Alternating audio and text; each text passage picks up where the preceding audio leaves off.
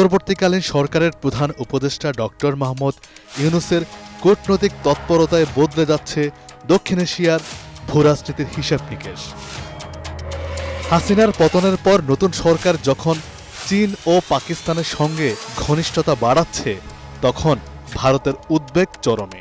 এই প্রেক্ষাপটে এবার সামরিক মহড়ার প্রস্তুতি ভারতের।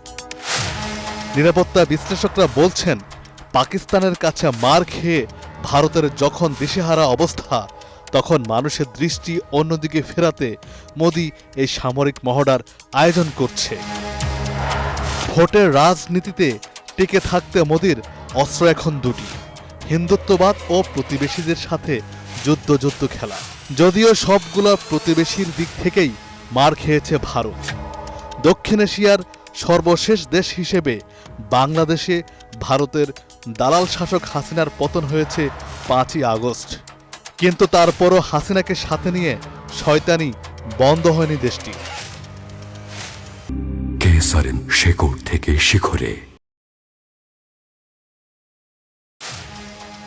এরই জের ধরে শিলিগুড়ি করিডোর, যা চিকেন স্নেক নামে পরিচিত, সেখানে রাফাল যুদ্ধ বিমান ও রাশিয়ান S-400 ক্ষেপণাস্ত্র প্রতিরক্ষা ব্যবস্থা মোতায়েন করেছে ভারত। 20 থেকে 22 কিলোমিটার চওড়া এই করিডোর ভারতের উত্তর পূর্বাঞ্চলীয় রাজ্যগুলোর একমাত্র স্থল যোগাযোগের পথ। এটি বাংলাদেশ, নেপাল, ভুটান ও চীনের মধ্যবর্তী সংযোগস্থল বটে। ফলে এ অঞ্চলে যে কোনো রাজনৈতিক বা সামরিক পরিবর্তন ভারতের জন্য এক বড় চ্যালেঞ্জ। ভারতীয় সেনাবাহিনী ইতিমধ্যেই একাধিক সাইবার ও ইলেকট্রনিক ওয়ারফেয়ার ইউনিট এবং ড্রোন রিকনাইসেন্স সিস্টেম স্থাপন করেছে করিডোর জুড়ে। তাছাড়া ভারতের প্রতিরক্ষা মন্ত্রণালয় একটি মাল্টি জোন ডিটারেন্স ডকট্রিন বাস্তবায়নে কাজ করছে, যার অংশ হিসেবে রিয়েল টাইম গোয়েন্দা তথ্য সংগ্রহ, ত্রিসেবা সমন্বয় এবং দ্রুত সেনা মোতায়েনের সুবিধার্থে রাস্তাঘাট, টানেল ও রেল সংযোগ উন্নয়ন করা হচ্ছে। এদিকে বাংলাদেশের সম্ভাব্য চীন পাকিস্তান ঘনিষ্ঠতা ভারতের কৌশলগত ভারসাম্যকে চ্যালেঞ্জ করছে। বিশেষ করে যখন গুঞ্জন উঠেছে বাংলাদেশ 32টি JF-17 থান্ডার যুদ্ধবিমান কিনতে পারে, সেগুলো AESA রাডার, EW পড এবং দীর্ঘপাল্লার ক্ষেপণাস্ত্রে সজ্জিত।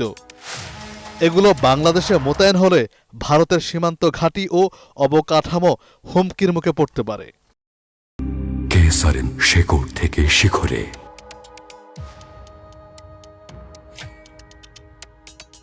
সম্প্রতি পাকিস্তানি প্রতিনিধি দলের ঢাকা সফরে গোয়েন্দা তথ্য ও সন্ত্রাস বিরোধী সহযোগিতা নিয়ে আলোচনা হয়েছে বলে জানা গেছে, যা ভারতের নিরাপত্তা মহলে অস্বস্তির কারণ হয়ে দাঁড়িয়েছে।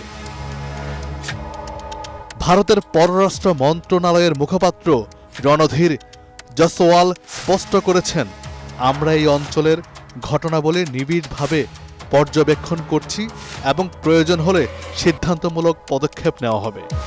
সুতরাং শিলিগুড়ি করিডোর ভারতের সামরিক জবাব কেবল শক্তি প্রদর্শন নয়, বরং এটি একটি কৌশলগত বার্তা।